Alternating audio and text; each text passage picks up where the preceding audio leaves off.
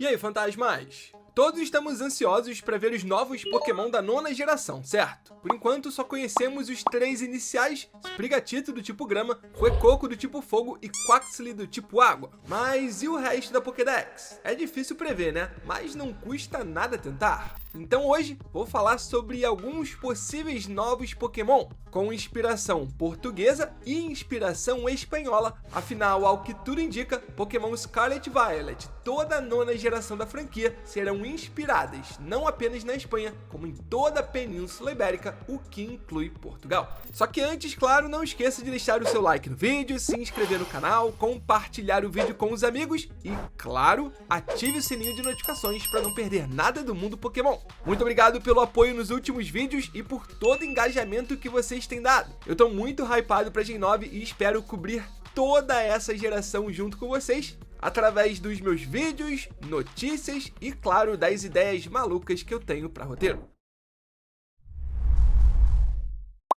Bom, fantasmas, o primeiro trailer de Scarlet Violet tem boas pistas sobre o quão a nona geração é inspirada na Península Ibérica, como por exemplo o quarto/oficina inspirado em Gaudí. Além das cores dos logos serem de uma antiga bandeira espanhola, as possíveis referências dos Pokémon iniciais e também os seus nomes, o mapa da região, enfim, muita coisa aponta para isso. Até mesmo o anime de Pokémon parece ter dado mais uma dica de que, de fato, Portugal está incluído na Gen 9. Vejam essa imagem que começa com um frame de um episódio recente de Jornadas. Esse local visitado pela equipe Rocket seria o Cabo da Roca em Portugal, o ponto mais extremo da Europa Ocidental, também conhecido como o fim da Terra, como James falou. Inclusive, há um monumento semelhante no anime e na vida real que fala onde a Terra acaba e o mar começa. Na verdade, no anime, Terra é substituído por tipo terrestre e mar por tipo água,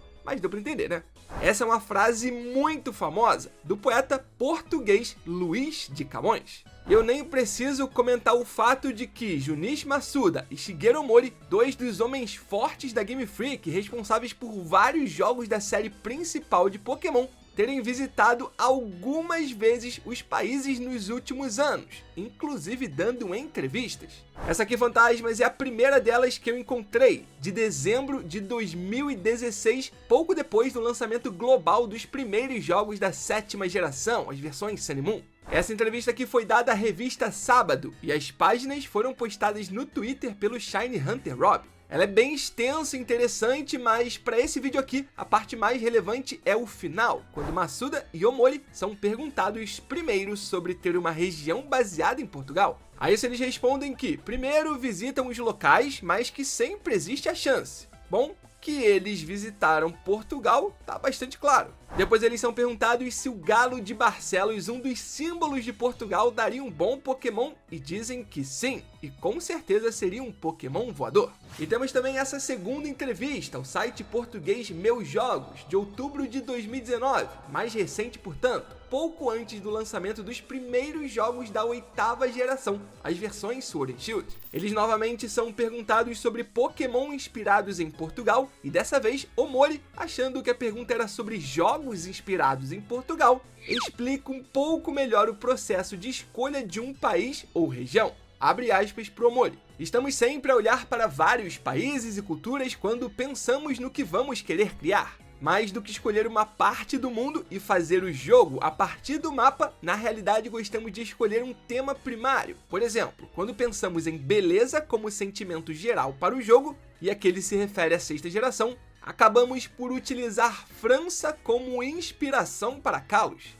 E agora, no caso do Reino Unido, o pensamento foi a força e viemos para cá por múltiplas razões. Nós pensamos então primeiro num tema, por isso realmente dependerá do tema que escolheremos no futuro, e ele é desconhecido. Bom, fantasmas, não sabemos exatamente qual foi o tema escolhido para a 9ª geração, mas que ela está sendo baseada na Península Ibérica, eu acho que já deixei claro nesse e em outros vídeos. Mas a entrevista continua, e o entrevistador explica que estava perguntando sobre monstrinhos inspirados em Portugal, no que Masuda reitera ter visitado o país e diz que gostou muito da ponte Dom Luís I, que liga as cidades do Porto e Via Nova de Gaia, mas acrescenta que acha difícil uma ponte virar um Pokémon. Eu já não acho tanto. Afinal, transformaram o arranha-céus The Shard em Londres num Pokémon, o Duraludon, que inclusive tem forma Gigantamax. É nesse momento que o representante da The Pokémon Company International entra na conversa perguntando se existem animais típicos de Portugal, e o entrevistador enumera lince ibérico, lobo ibérico e galo de Barcelos. O lince ibérico, segundo algumas teorias, poderia ter sido usado como inspiração para o inicial de grama, o Sprigatito. Alguns creem que ele evoluiria e assumiria uma forma mais próxima desse animal nos próximos estágios. O lobo ibérico pode aparecer também na Pokédex e o galo de Barcelos é mais uma vez citado. Não apenas isso, como o entrevistador mostra do que se trata e o representante da Pokémon Company pergunta se ele é o símbolo do Nandos, uma rede de fast food sul-africana. O Nandos tem o galo como seu principal símbolo. E olha só onde 2 dias depois da entrevista, o Massuda tirou uma foto comendo.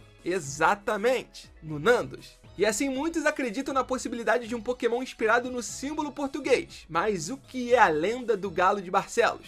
Bom, tudo aconteceu muito tempo atrás na cidade de Barcelos, durante a Idade Média. Lá um crime aconteceu, mas ninguém conseguiu desvendá-lo. Um jovem que passava pela cidade a caminho de Santiago de Compostela, na Espanha, e percebam como os dois países têm conexões, querendo visitar o túmulo do apóstolo Santiago Maior na Galiza, foi acusado pelos moradores de Barcelos como suspeito e condenado à forca. Alegando inocência desse suposto crime, o jovem pediu que fosse levado até o juiz e assim foi feito. No encontro, reafirmou não ter cometido crime algum. E diante das risadas do juiz e demais presentes, ele apontou para um frango assado na mesa do banquete que ocorria ali e falou: "É tão certo eu estar inocente como certo é esse galo cantar quando vocês me enforcarem." Ninguém botou fé, claro, até porque como um frango assado ia voltar à vida e começar a cantar. Mas na hora do enforcamento,